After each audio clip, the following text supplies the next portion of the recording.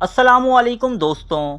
یوں تو اس دنیا میں بے شمار قابل ذکر خواتین گزری ہیں جنہوں نے اپنی محنت اور ذہانت کے ذریعے اپنا نام رہتی دنیا تک میں امر کر لیا۔ ان میں ملکہ وکٹوریہ سے لے کر بے نظیر بھٹو اور رضیہ سلطانہ سے لے کر لیڈی ڈیانا تک شامل ہیں۔ اس معاملے میں سلطنت عثمانیہ بھی کسی سے پیچھے نہیں۔ اس سلطنت نے دنیا کو عظیم الشان بادشاہوں سے نوازنے کے علاوہ چند ایسی خواتین بھی دی ہیں کہ جن کی مثال دنیا میں ڈھونڈنے سے نہیں ملتی۔ ان خواتین میں ایک نام ہے کوثر سلطان کا۔ کوثر سلطان کی شخصیت تمام مسلم و غیر مسلم خواتین کے لیے ایک رول ماڈل کی طرح ہے۔ ان کی داستان زندگی میں عروج ہے تو زوال بھی، محبت ہے تو نفرت بھی، اور خلوص ہے تو دھوکہ بھی۔ یہ داستان شروع ہوتی ہے یونان کے ایک جزیرے تینوس سے، جہاں سن 1590 میں ایک لڑکی نے جنم لیا۔ اس کا نام اناستاسیا تھا۔ یہ نسلاً یونانی تھی۔ یونانی میں اناستاسیا کا مطلب ہے دوبارہ جنم لینے والی۔ کچھ مورخین کا کہنا ہے کہ ان کے والد ایک عیسائی راہب تھے، جبکہ کچھ انہیں یتیم بتاتے ہیں۔ ان کی شروعاتی زندگی کے متعلق زیادہ معلومات موجود نہیں ہیں۔ ان کی تاریخ کی ابتدا غلاموں کے ایک بازار سے ہوتی ہے، جہاں جگہ جگہ سے لائے گئے غلاموں کو بیچا جا رہا تھا۔ ان میں 15 سال کی یہ خوبصورت لڑکی اناستاسیا بھی شامل تھی کہ یہاں سے بوسنیا کے گورنر کا گزر ہوا، جو کہ سلطنت عثمانیہ کا ایک اطاعت گزار تھا۔ وہ اناستاسیا کو دیکھتے ہی سمجھ گیا کہ اس خوبصورتی کا اصل مقام حرم سلطانی ہی ہو سکتا ہے، چنانچہ اسے خرید کر بطور تحفہ استنبول بھیجا گیا۔ یہاں اسلام قبول کرنے کے بعد اس کا نام ماہ پیکر یعنی چاند سے چہرے والی رکھا گیا۔ ان دنوں سلطنت عثمانیہ پر سلطان احمد اول کی حکومت تھی۔ یہ وہ دور تھا جب یہ سلطنت اپنا دور عروج گزار چکی تھی۔ سلطان محمد فاتح اور سلیمان دی میگنیفیسنٹ جیسے بادشاہ اپنی شجاعت کا لوہا منوا کر مقبروں میں ابدی نیند سو چکے تھے۔ اب یہ سلطنت زوال کی منازل طے کر رہی تھی۔ نام بظاہر سلطان کا ہوا کرتا، مگر اصل حکومت یعنی چری کی ہوتی، جبکہ طاقت کا دوسرا مرکز سلطانی حرم تھا۔ سلیمان دی میگنیفیسنٹ کے دور سے خواتین کو سیاست میں بے پناہ اختیارات حاصل تھے، جو اس وقت اپنے عروج پر تھے۔ اس حرم کا سب سے بڑا عہدہ والدہ سلطان کا ہوا کرتا، جو طاقت و قوت میں سلطان ہی کا ہم پلہ تھا۔ سلطان احمد اول کے دور میں اس عہدے پر سلطان احمد کی دادی صفیہ سلطان فائز تھیں۔ صفیہ سلطان سلطنت کے ہر فیصلے پر قابض تھیں۔ سلطان احمد نے حرم کا اختیار کم کرنے کی غرض سے اپنی دادی صفیہ سلطان کو معزول کر کے اپنی والدہ خندہ سلطان کو والدہ سلطان کے عہدے پر فائز کر دیا، لیکن خندہ سلطان زیادہ عرصے اس عہدے پر قائم نہ رہ سکیں اور صرف 1.5 سال بعد ہی ان کا انتقال ہو گیا۔ مگر اس دوران سلطانی حرم میں ایک نئی طاقت جنم لے چکی تھی۔ اس کا نام ماہ پیکر تھا۔ ابتدا میں اس کی حیثیت ایک کنیز سے زیادہ نہ تھی، مگر جلد ہی اس نے اپنے حسن اور ذہانت کے ذریعے سلطان کے دل میں گھر کر لیا۔ یہ محبت اتنی بڑی کہ جلد ہی اس نے سلطان کی بیوی اور پھر خاص سلطان کا عہدہ بھی حاصل کر لیا۔ خاص سلطان حرم کا دوسرا بڑا عہدہ تھا۔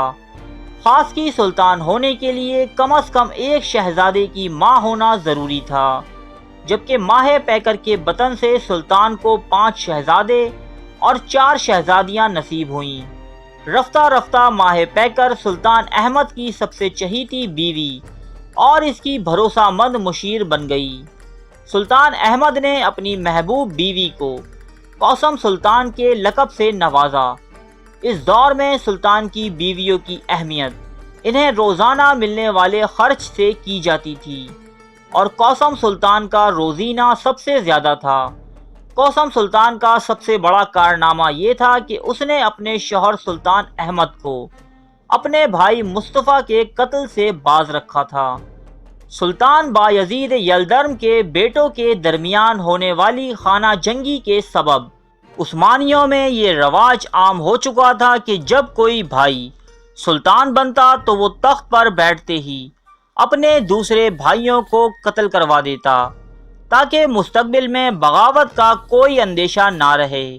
بدقسمتی سے سلطان احمد صرف 28 سال کی عمر میں خالق حقیقی سے جا ملے۔ اس کے بعد ان کے چھوٹے بھائی مصطفیٰ تخت نشین ہوئے۔ چند ہی ماہ گزرے تھے کہ ان کی نااہلی عیاں ہو گئی، چنانچہ اسے معزول کر کے سلطان احمد کے سب سے بڑے بیٹے عثمان ثانی کو سلطنت کا فرمان روا منتخب کر لیا گیا۔ یہ دور قاسم سلطان کے لیے بہت کٹھن تھا، کیونکہ عثمان ثانی کی ماں فیروزہ سلطان شروعاتی دنوں سے ہی قاسم سلطان کی دشمن تھیں، اس لیے انہیں اقتدار اور حرم کے اختیارات سے علیحدہ کر دیا گیا۔ عثمان ثانی کے دور میں ینیچری فوج کی منمانیاں حد سے زیادہ تجاوز کر چکی تھیں، اس لیے عثمان ثانی نے اس کے متبادل ایک دوسری فوج بنانے کا سوچا، لیکن اس سے پہلے کہ وہ اس بات پر عمل کرتا، ینیچری نے اسے معزول کر کے قتل کروا دیا۔ اس کے بعد قاسم سلطان کے بیٹے مراد فور تخت نشین ہوئے۔ تخت نشینی کے وقت ان کی عمر صرف 11 سال تھی۔ یہاں سے شروعات ہوئی قاسم سلطان کی حکمرانی کی۔ یہ دور زوال پذیر ہوتی ہوئی عثمانی سلطنت کے لیے بہت اچھا ثابت ہوا۔ خالی پڑے خزانے کو پھر سے بھرنا شروع کیا گیا، عوام کی فلاح و بہبود پر بھرپور توجہ دی گئی۔ قاسم سلطان نہایت دانشمند خاتون ثابت ہوئیں۔ آپ نے کچھ ہی عرصے میں ملک میں پھیلی خرابیوں پر قابو پا لیا، ملک کو اندرونی اور بیرونی خطروں سے پاک کیا۔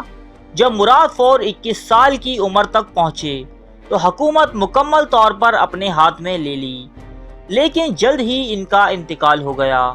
مراد فور کے بعد قاسم سلطان ہی کے بیٹے ابراہیم تخت پر بیٹھے۔ انہی دنوں کریمیا کے خان نے ایک غلام لڑکی قاسم سلطان کو تحفتاً بھیجی۔ قاسم سلطان نے اس کا نام تورحان رکھا اور اسے سلطان ابراہیم کی کنیزوں میں شامل کر دیا۔ سلطان ابراہیم بھی ایک کمزور حکمران ثابت ہوئے اور ینیچری نے انہیں قتل کر دیا۔ اب مجبوراً سلطان ابراہیم اور تورحان کے کمسن بیٹے محمد کو تخت نشین کر دیا گیا۔ قاسم سلطان نائب سلطنت بنی اور تورحان کو والدہ سلطان کا عہدہ عطا کیا گیا، لیکن تورحان نے اس عہدے کا نہایت غلط طریقے سے استعمال کیا۔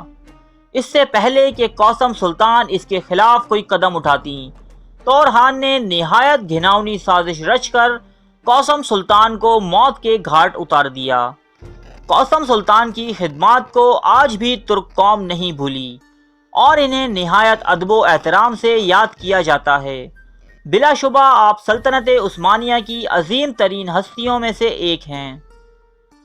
ارے فرینڈز، ایک منٹ، آپ ایسے ہی جا رہے ہیں؟ اتنی محنت سے ویڈیو بنائی ہے، ایک لائک تو بنتا ہے نا؟ اور دوسرا یہ کہ آپ ہمیں اتنی بڑی دنیا میں دوبارہ کیسے ڈھونڈیں گے؟ تو اس کا حل یہ ہے کہ آپ ہمارے چینل کو سبسکرائب کر لیجئے اور اس بیل کے آئیکن کو کلک کر دیجئے۔ اس طرح ہمارے آنے والی تمام ویڈیوز آپ تک پہنچتی رہیں گی۔